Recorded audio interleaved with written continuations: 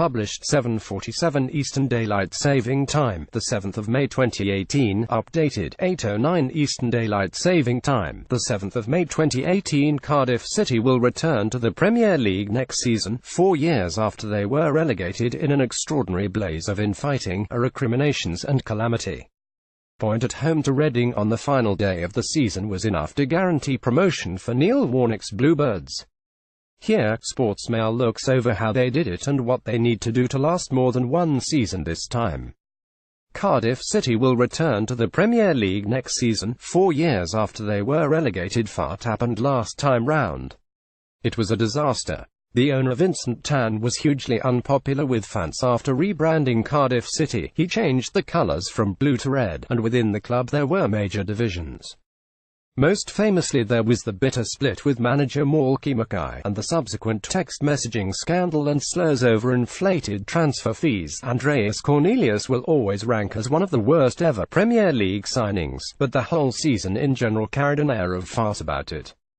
It was aptly summed up by a former work-experience lad, a friend of Tan's son, being put in charge of transfers a short while after he was painting the walls of the stadium. Then there was Spigate. Remember that. In the end, they were relegated in last place in May 2014, put under a transfer embargo in January 2016 and were second to last in the Championship in October 2016. That is when Neil Warnock rocked up. Cardiff's last top-flight season was a disaster with manager Malky Mackay embroiled in scandal. They were relegated in last place in May 2014 and handed a transfer embargo in January 2016. How much of this is down to Warnock? A simple look at where they were versus where they are heading would suggest an awful lot.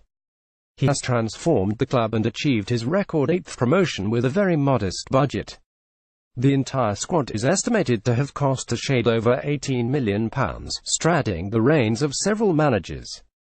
In the context of the Championship that ranks 15th, and only around £9 million of that £18 million was spent this season. The wage bill is mid-table. What Warnock has done is use his unparalleled knowledge of the division and transfer market to bridge the gap. Look at his starting 11 yesterday against Reading. It featured 5 free transfers and a loan, taking in discarded gems like Junior Hoylett, 9 goals this season, and the brilliant centre-back Sol Bamba. Both were free agents. Also included were goalkeeper Neil Etheridge, Nathaniel Mendez-Lang and Callum Patterson, 10 goals this season after being repositioned from a defender, who all arrived for nothing. Brilliant bits of business. The pre-season feeling was that they would have punched far above the weight by reaching the top 6. To go up automatically is incredible, which is why Warnock calls it his greatest achievement by an absolute mile. Neil Warnock has transformed the club and achieved his 8th promotion with a small budget. Fart about Tan. Significant credit is also due to Tan, who has invested just shy of £200 million in the club across the past 9 years and continued to keep them afloat in the face of justified criticism of his reign. Significant credit is also due to Tan, who has invested just shy of £200 million in the club. What is the relationship like between Tan and fans now?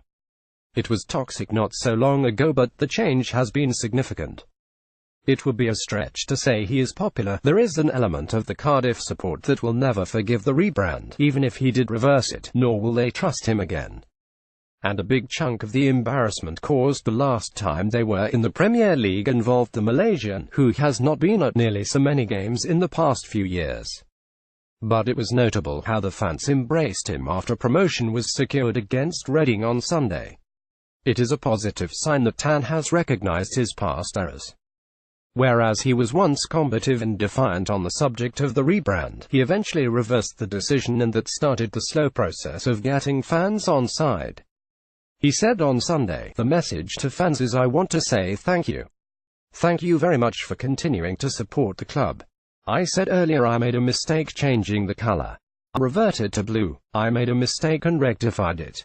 Now we are all pulling in the same direction. Hopefully the club will become bigger, better and greater. It is some way from perfect harmony, but it is far better than it was. It was toxic not long ago, but the change has been significant. Although he is still not popular. What will Cardiff look like next season? By Warnock's own admission, they are not easy on the eye. For instance, only Burton, Bolton and Millwall had a lower possession rate in the Championship and nobody played fewer passes. Likewise, nobody won more aerial duels nor had more efforts on goal from set pieces.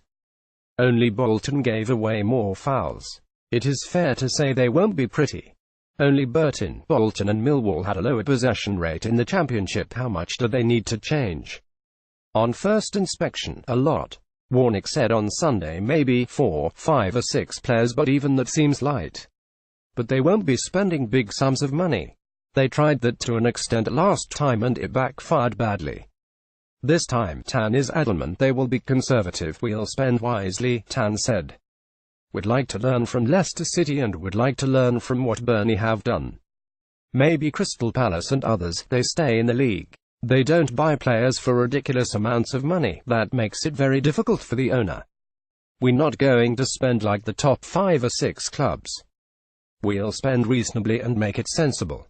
Hopefully we'll be blessed and find another Jamie Vardy or Mahrez. It will be a major test for Warnock, who has always excelled in the Championship but struggled in the top flight. And it will be a huge examination of Cardiff City as a whole, given how much work needs to be done on the squad in the summer. But Warnock, unlike Mackay, seems to have a solid relationship with Tan, and that is crucial. It remains to be seen if it makes the difference this time round for Cardiff. Next year will be a major test for Warnock, who has always struggled in the top flight.